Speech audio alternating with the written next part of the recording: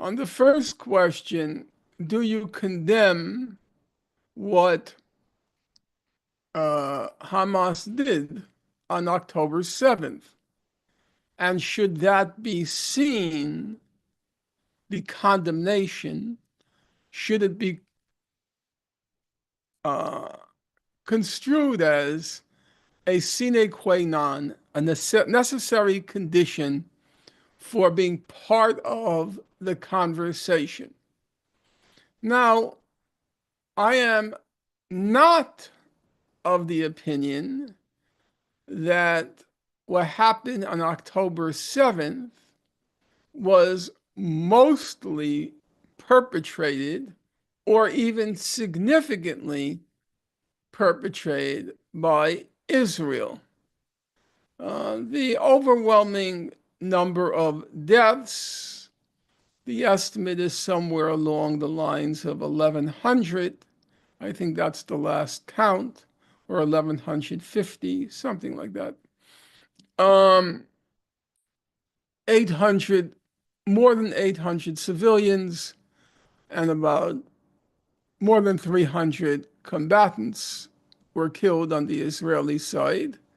I think they were overwhelmingly committed by Hamas, and I don't think there's, in my opinion, having read all the available information, at any rate in the English language, and it's quite voluminous, I don't think there's any serious grounds for dispute that overwhelmingly responsibility for those deaths has to be borne by Hamas and other militant groups in Gaza.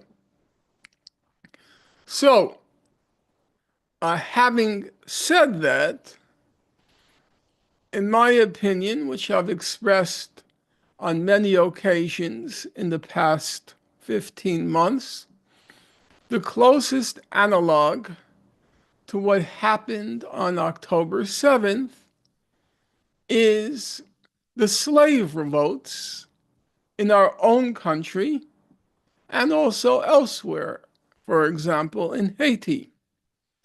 And as most of you know, the slave revolts were very bloody affairs in which large numbers of white civilians were killed. In our own country, the biggest slave revolt was the one led by Nat Turner. And I think, if I'm not mistaken, it's not so far from where most of you reside in Boston. It occurred in Southampton. And it was pretty brutal. The rebels, led by Nat Turner, they disemboweled men. They smashed the skulls of women. They beheaded babies. It was a gruesome affair. Nonetheless, I will add the following, not so much caveats, I will fill out the full picture. The first point I would make is the abolitionists of the time, the white abolitionists, did not condemn Nat Turner. They were not at all reluctant to describe what happened during the Nat Turner revolt as horrifying and ghastly. However, they put the burden of what happened, the burden they laid at the doorstep of white folks. As William Lloyd Garrison wrote at the time, he said, "We told you so. We warned you and warned you and warned you. If you treat people, human beings, this way, You cannot be shocked or pretend to be shocked when a revolt of the magnitude of Nat Turner's revolt uh, happens.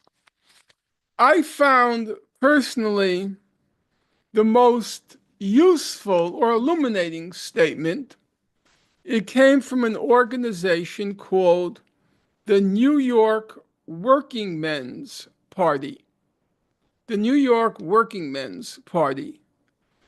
And like everybody else, they described what happened during the Nat Turner Revolt as, quote, an unjustifiable atrocity.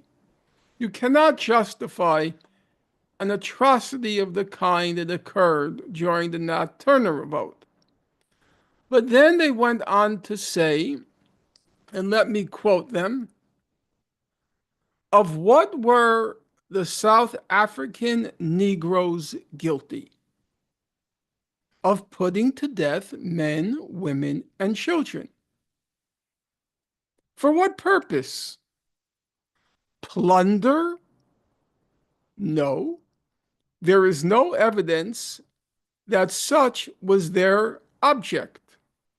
On the contrary, almost all the accounts of the Nat Turner Revolt concur in stating that they expected to emancipate themselves, and they no doubt thought that their only hope of doing so, of freeing themselves, was to put to death indiscriminately the whole race of those who held them in bondage. In their minds, the only way they could free themselves from slavery was by putting to death indiscriminately the whole race of those who held them in bondage. If such were their impressions, if that's what they believed, were they not justifiable in doing so? If they believed the only way to free themselves was to put to death the whole race that held them in bondage, were they not justifiable in doing so if they believed that? And the New York Working Men's Party says, undoubtedly they were. If freedom is the birthright of men, as the Declaration of Independence tells us.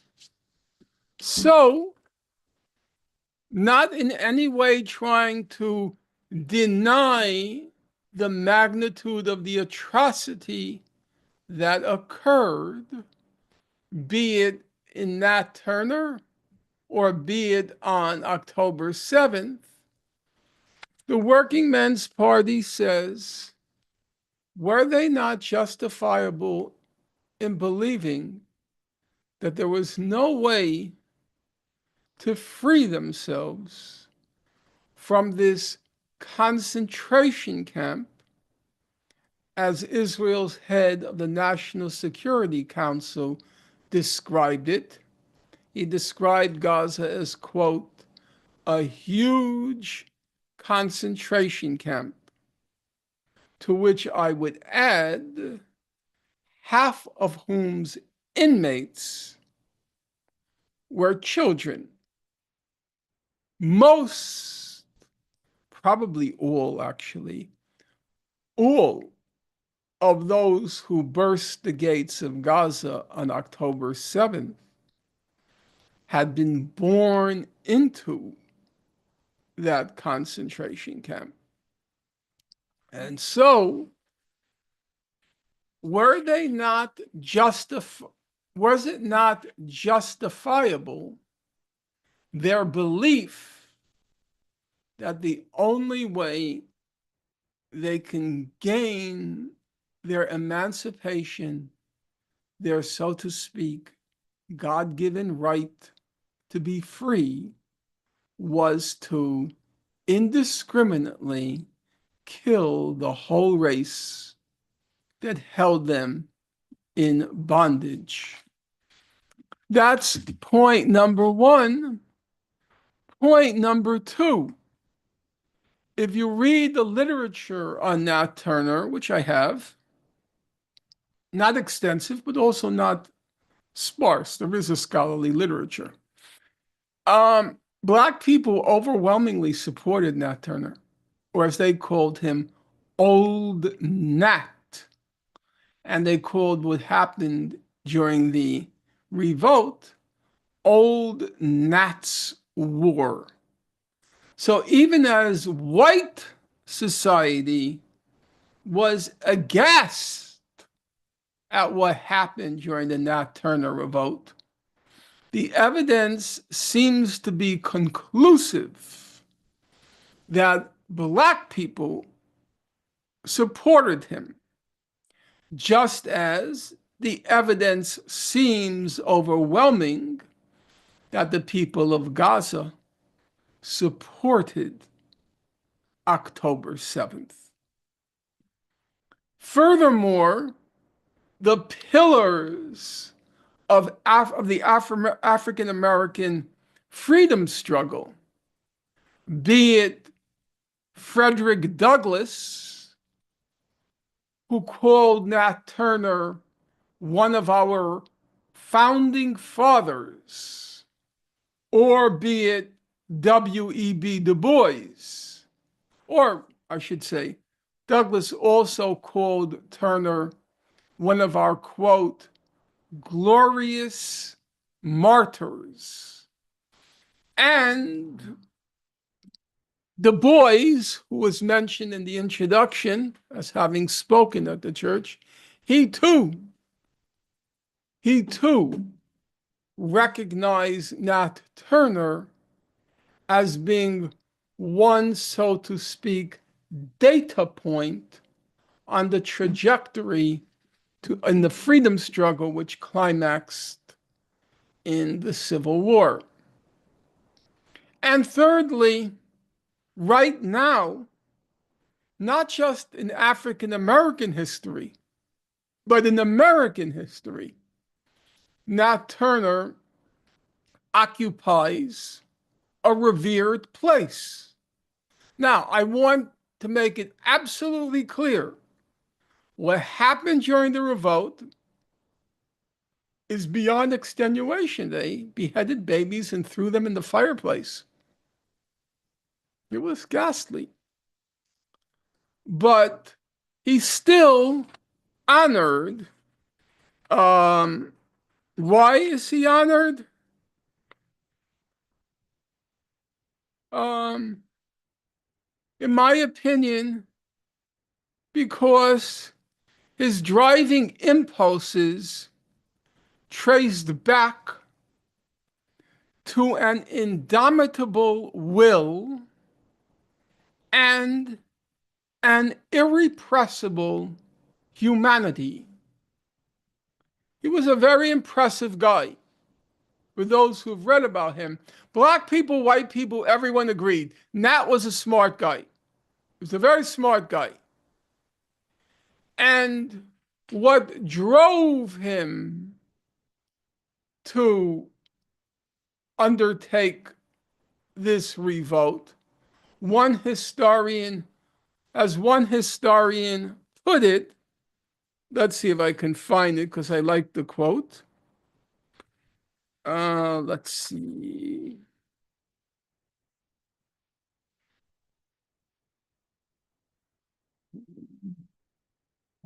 Let's see.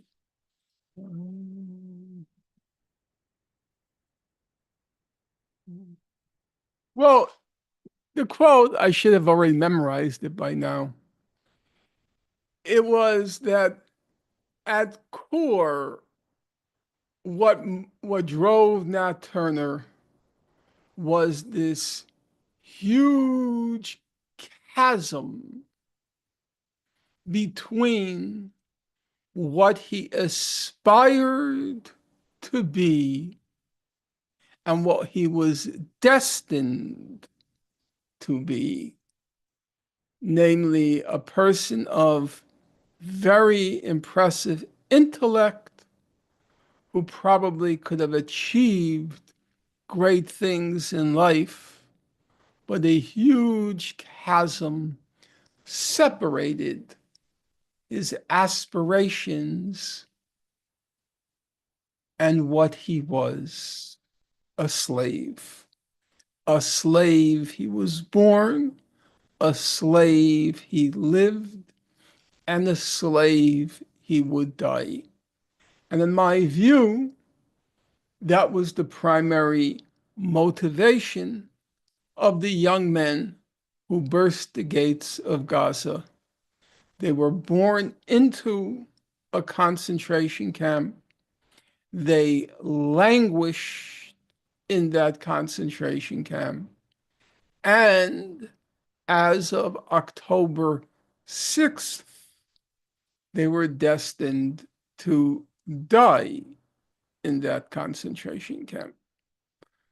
So when you're asked the question, do you condemn what happened on October 7th? In my opinion, the proper reply would be, do you condemn Nat Turner's revolt?